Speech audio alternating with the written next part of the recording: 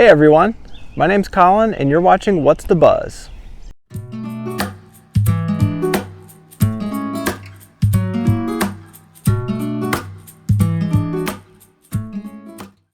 So you might have noticed a lot more buzz about the periodical cicada emergence this summer. Well, that's because there's not one, but two broods emerging simultaneously this year. So what do we mean by broods? A brood is a group made up of a few different species that all emerge at the same time over a large geographic area. Now here in the Chicagoland area, we'll see cicadas from brood 13, which is also known as the Northern Illinois brood, which is on a 17-year cycle. The other brood that's emerging this year is brood 19, also called the Great Southern brood, which is on a 13-year cycle. Although there are a few areas of overlap, this does not mean that there will be twice as many cicadas as in previous events. So this does mean that a large portion of the United States will be experiencing periodical cicadas this year. Now, I live in the Chicagoland area, and so around here we're going to see the emergence of brood 13. And brood 13 consists of three different species: Magicicada septemdecim, Magicicada cassini, and Magicicada septendecula.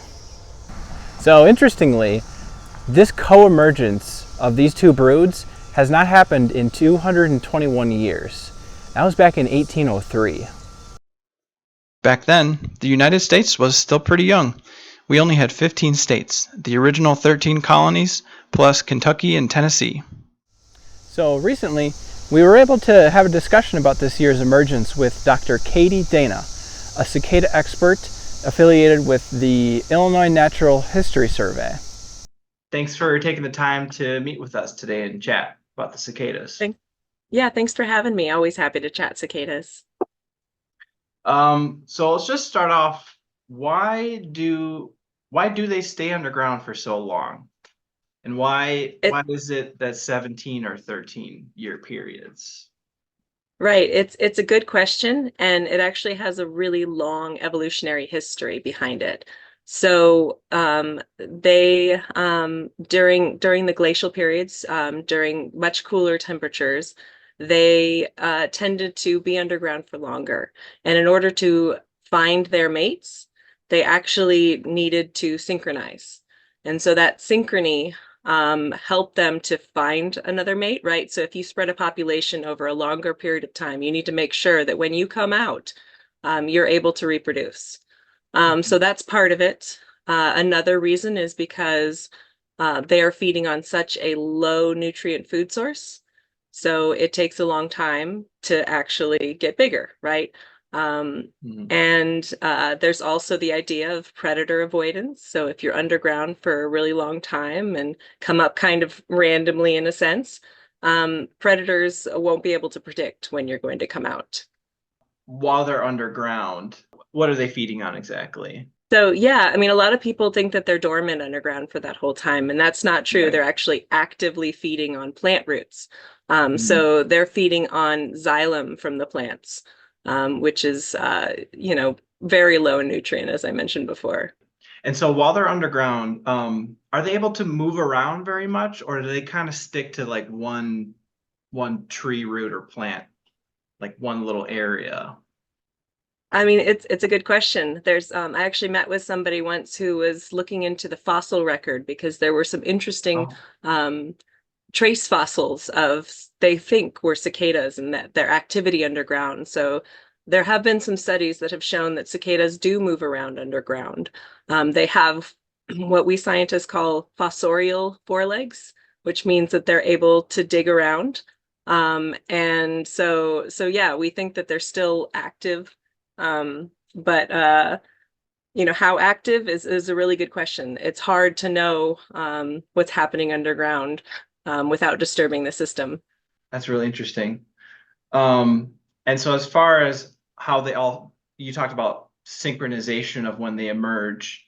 So there's something that they're queuing in on as to know when to emerge. Do we know what that is? Like, how do they know? are they counting the years or what? Yeah, yeah. So in a sense, they are counting the years. And they're doing that using signals from the plants. And so some researchers have actually been able to speed up the cycle by changing the signals that come from the plants. Um, so it's really interesting. And then in the year that they come out, they use soil temperature to determine when it's okay to come above ground.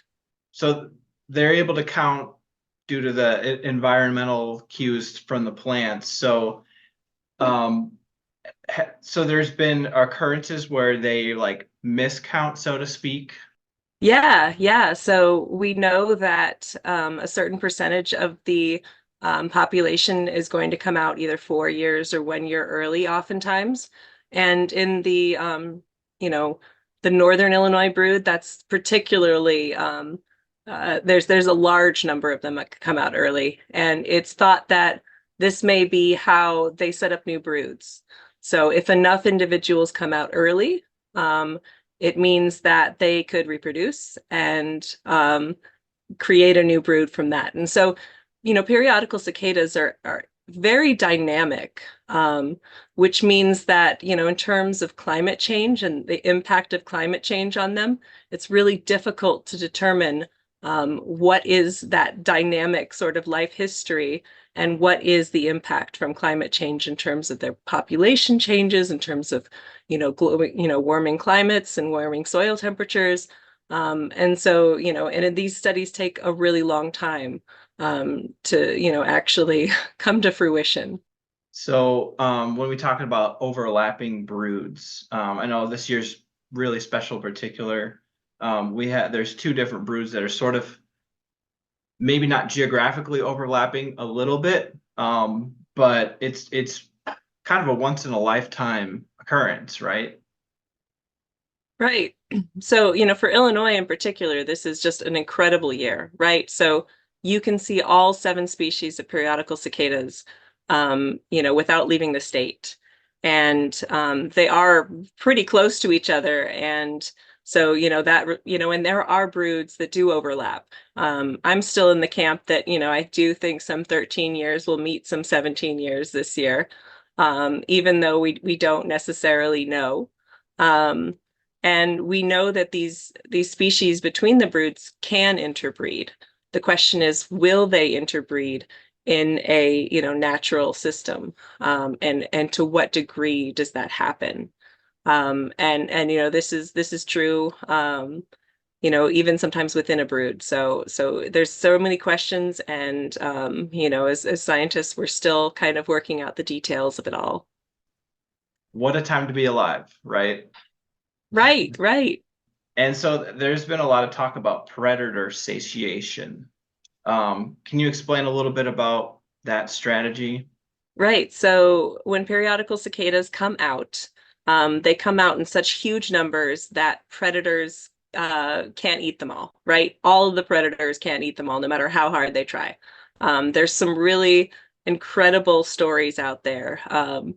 So copperhead snakes love to eat cicadas, and they do this even with non-periodical cicadas. But I remember seeing a picture of a copperhead snake just completely packed with cicadas. So there's this idea that, yeah, if there's enough, there will be plenty left over to mate and lay their eggs. Which comes with the caveat of, if a population drops below a certain number, that this can make that population drop out of existence, right? So there's this critical point at which the population is too small to make it to the next generation, or maybe the generation after that, right? If only a few individuals can mate, not enough of their offspring are going to survive, and it's just going to kind of go downhill from there. And so that's how broods might pop out of existence, which we have seen happen within, the history of tracking these species. So it is a concern. Again, they're dynamic, so it's really hard to, know when we should, be really concerned. Obviously, I'm still concerned about the conservation of this species, but because of how dynamic they are, it's really hard to know. Um, Yeah, well, you bring up an interesting point. Like, we see them in the billions or maybe even trillions. So we don't think of them as possibly at risk. So are there any broods that are being closely monitored for that, for conservation? Yeah, I mean, the one that, comes to mind for me is the Onondaga brood, which is a brood that's in New York, and it is primarily south of Syracuse. It only consists of one species, which is, somewhat unique for a brood. And we think that's because it is at the northern extent of the range that periodical cicadas kind of inhabit in the US. And this brood used to stretch across the Finger Lakes. To somewhere around Buffalo. And it is now just restricted to south of Syracuse. So in 2018, I drove around and Chris Simon drove around and John Cooley from the University of Connecticut, looking at records where Chris Simon had seen them during the previous emergence, which I guess would have been in 2001. And we didn't hear any individuals at a lot of those locations. John Cooley from University of Connecticut did say that on the Onondaga Nation and around there, it is some of the densest populations he's seen of periodical cicadas. So it's a really interesting system, but we are worried about it popping out of existence. And is that mostly due to, habitat loss, urbanization, or are there any other factors that would cause the stress of these populations? I mean, I think in that case, urbanization can, sorry, urbanization can be an issue. But that extra stress of being at the northern extent didn't help, right? So, considering, those different factors and how they interplay is certainly important. And so, they're existing in the top foot of soil. So, soil disturbance is a huge concern. If the timing signals that they're getting from the plants is off, that's also a concern. Yeah, and with the warming climate, with seasons getting earlier and earlier too, I can imagine how that could be an additional stressor on them. Right. If you think about the signals being mixed up and the soil temperatures being warmer, if they spread themselves out over a longer period of time, that's decreasing their population at any one given time, which kind of goes against their whole life history strategy. So there's a lot of factors that we need to take into consideration when it comes to the conservation of the species and what things might lead to their decline. And I guess what is there being done, or what can the average person do to kind of help with the conservation efforts? Just getting out there and appreciating it is so important. And we are doing a lot of citizen science efforts, right? So if you go on iNaturalist, people are tracking these populations. And it's been really, really awesome to see, just based on the news coverage this year, we're getting so many more records than we have in the past. And I hope people will continue to do that because we need to know where these populations are to monitor them long term. Reforestation does work. So we have seen populations moving into reforested areas. And considering what these populations need is also important. They like edges of forests. They like prairies. So making sure that things don't get too overgrown is important as well. When they're coming out, they get very stressed by not having enough understory in a forest. So in public parks, you'll often see a lot of cicadas that failed to molt properly, so they have deformed wings and things like that. So, maybe don't mow during the beginning parts of May would be really helpful for them as well in your own backyard. Well, that was all the questions that I had. So thanks so much for taking the time to talk with us today. We really appreciate it. We appreciate all the work that you do to conserve these species. Thanks so much for having me. I always love chatting about this stuff.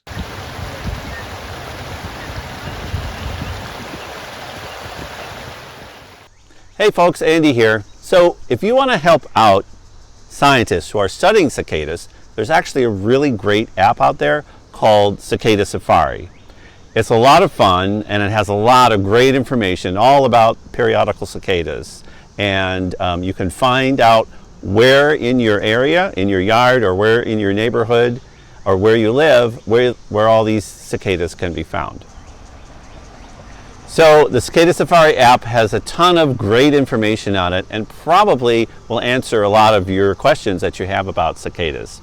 And again, this is one of those citizen science apps that's really geared toward helping out the scientists who are studying these organisms, right? So all you got to do is upload a picture, they can verify where it was found, and that goes into their database, and then they can learn more about where these animals are and where they've spread and any other relevant information. So it's a really great way to help out with cicada conservation. And here at What's the Buzz, we put a link in the description. Well, that's all for this time. Thanks for joining us, and we'll see you next time on What's the Buzz.